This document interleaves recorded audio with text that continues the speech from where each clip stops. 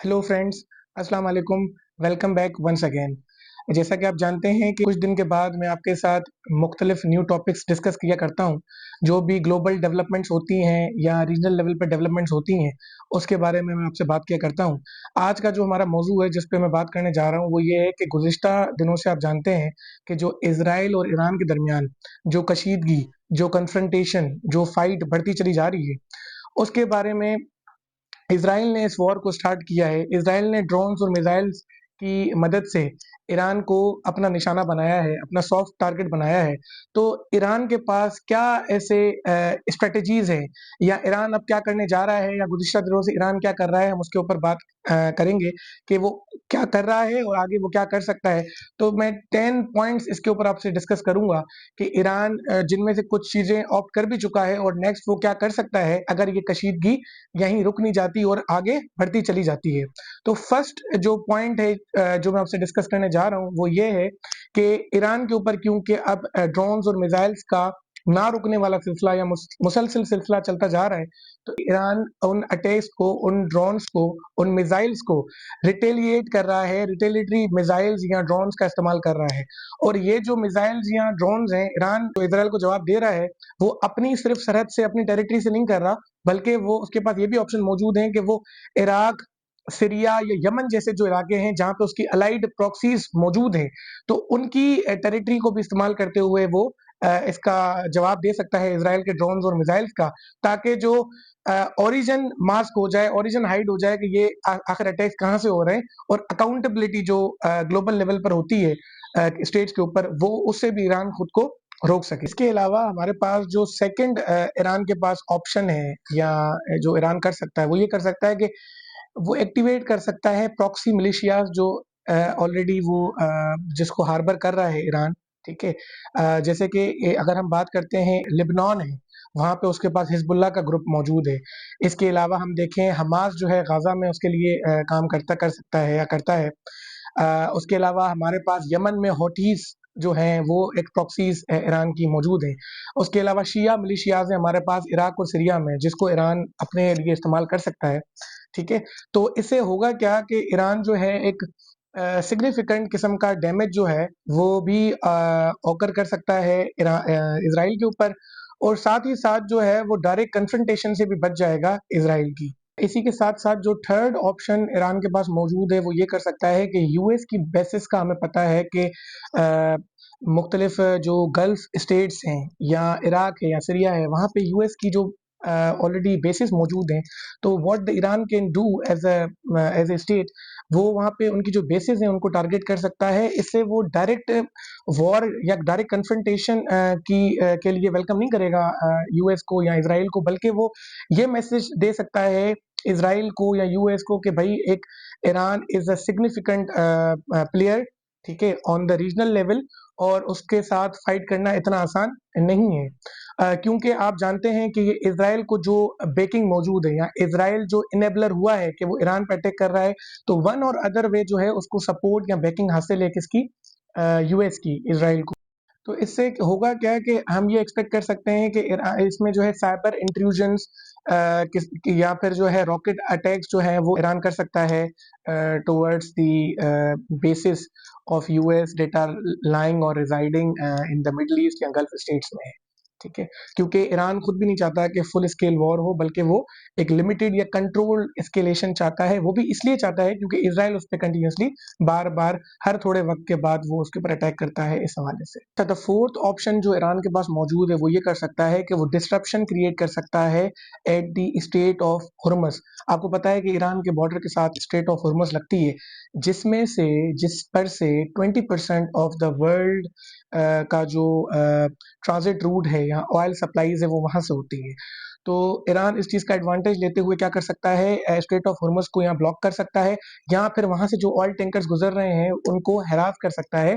और जिसके नतीजे में क्या हो सकता है कि ऑयल प्राइसेस जो हैं, आपको पता है कि वो बहुत ज़्यादा बढ़ सकती हैं, जिसकी वजह से जो वेस्टर्न इकोनॉमीज हैं या इंटरनेशनल पावर्स हैं वो इंटरफेरेंस करने पर मजबूर हो सकते हैं, और नतीजतन ईरान के पास एक बार्गेनिंग चिप जो है इससे मिल जाएगी ईरान को कि वो डिप्लोमेटिकल फ्रंट्स पर बहुत बार्गेनिंग करके और अपनी फेवर में चीज़ों को लेके आ सकता है और इज़राइल के ऊपर या यूएस के ऊपर काफ़ी हद तक जो है इन्फ्लुएंस कर सकता है। जो फिफ्थ स्ट्रेटजी या फिफ्थ ऑप्शन जो मौजूद है जिससे वो काफ़ी ज़्यादा इन्फ्लुएंस क्रिएट कर सकता है इज़राइल के ऊपर, वो ये है कि इज़राइल के जो सिविलियन इंफ्रास्ट्रक्चर्स हैं उनको वो डिस्टर्ब कर सकता है। कैसे?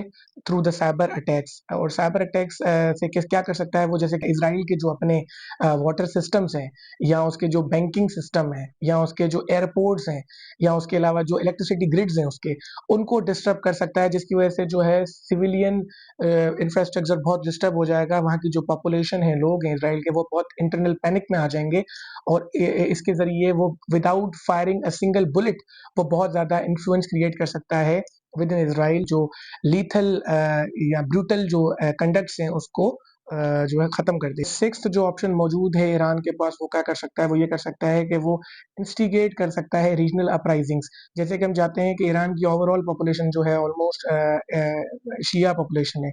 इसी के साथ साथ लेबनान में हम देखें और इसके अलावा हम इराक में देखते हैं, तो ये जो इलाके हैं वहाँ पे भी जो है शिया पॉपुलेशन मौजूद है।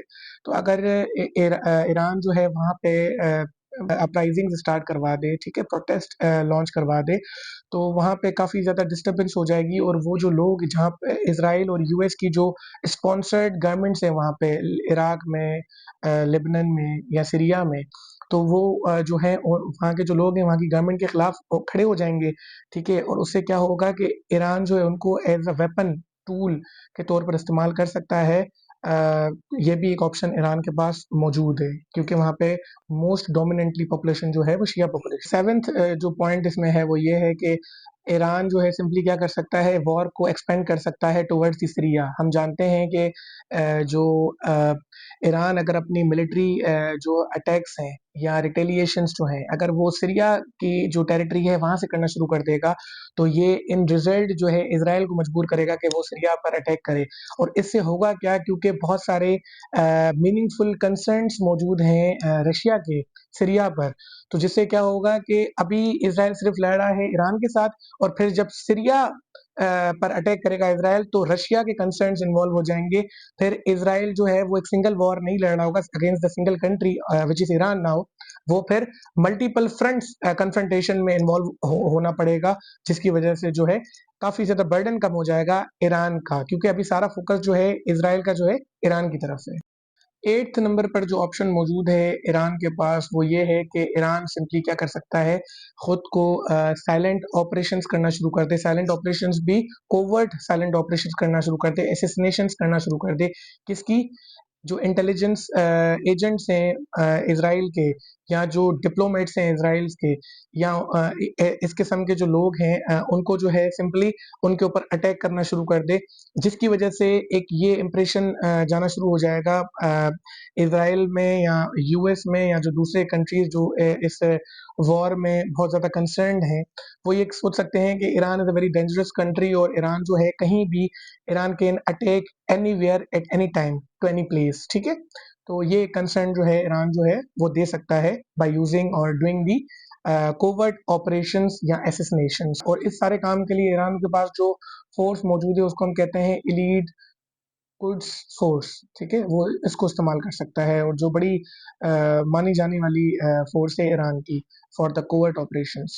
इसी के साथ-साथ जो 9th ऑप्शन मौजूद है ईरान के पास वो ये है कि ईरान अपने जो रिलेशंस हैं चाइना और रशिया के साथ वो इस टाइम पर स्ट्रेंथन कर सकता है। क्यों? क्योंकि वो खुद को विक्टिम पोर्ट्रे कर सकता है among the all major world players और स्पेशली रशिया और चाइना के सामने, कि भाई मेरे ऊपर जो है वो वेस्टर्न इज़राइल जो अलाइज़ हैं या वेस्टर्न जो यूएस जो हैं वो मुझे जो है मेरे ऊपर एग्रेशन कर रहे हैं, जिसकी वजह से होगा क्या कि इससे प्रोटेक्शन मिलेगी ईरान को यूनाइटेड नेशंस में भी, और जॉइंट मिलिट्री एक्सरसाइजेस भी शुरू हो सकती हैं between the Iran, China and Russia, और इसके साथ-साथ वो डिप्लोमेटिकली आइसोलेट कर सकता है इज़राइल को। Last but not the least जो ऑप्शन ईरान के पास मौजूद है वो ये है कि ईरान जो है एक साइकोलॉजिकल वॉरफेयर जो है या डिप्लोमेटिक वॉरफेयर हम कहें इसे, वो स्टार्ट कर सकता है। वो दिखा सकता है दुनिया को कि मुझसे वॉर की शुरुआत इज़राइल ने की है और वॉर क्राइम्स किए जा रहे हैं। मैं तो जस्ट उसका ऑपरेस्ड हूँ, बल्कि ऑपरेसर जो है वो कौन है? इज़राइल है।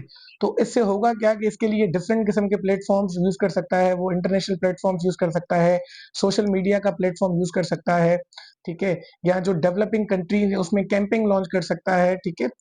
या वहाँ पे वो करवा सकता है कि जिसके ज़रिए खुद को वो ऑपरेस्ड दिखाए और दिखाए कि इज़राइल जो है ऑपरेसर है, जो मुझ पर मुस्तकिल ज़ुल्म किए जा रहा है। मैं तो सिर्फ़ मुस्लिम या डेवलपिंग कंट्रीज़ का जो है वो डिफेंडर हूँ। फ्रेंड्स, इन अ नटशेल हम ये कह सकते हैं कि ईरान का जो रिस्पॉन्स है या फर्दर भी जो इन फ्यूचर होगा इज़राइल के ऊपर, वो हाइब्रिड वॉरफेयर का होगा, हाइब्रिड टैक्टिक्स का होगा। ईरान जो है कभी भी फुल स्केल वॉर नहीं चाहता इज़राइल के साथ, बल्कि वो सिंपली मुख्तलिफ किस्म के ड्रोन्स या मिलिशियाज जो हैं उनको इस्तेमाल करेगा या साइबर अटैक करेगा इज़राइल के ऊपर, ठीक है? और जो है मुख्तलिफ किस्म के ड्रोन्स और यही टैक्टिक्स या डिप्लोमेटिक फ्रंट्स पर वो ब्लीड करेगा इज़राइल को, ठीक है? और खुद को ऑपरेस्ड दिखाएगा, ठीक है? ताकि जो है वो ग्लोबल कंडेमिनेशन से खुद को बचा सके, सही है? और खुद को एक ऑपरेस्ड दुनिया की नज़र में दिखा सके और और ये भी दिखा सके कि इज़राइल जो है वो ऑपरेसर है, ठीक है? वो ज़ुल्म कर रहा है, ये तो सिर्फ़ खुद को डिफेंड कर रहा है, ठीक है? तो यही थी आज की डिटेल्स इस टॉपिक के हवाले से। मज़ीद इन्फॉर्मेशन या फीडबैक के लिए you all are welcome. Thank you. अल्लाह हाफ़िज़।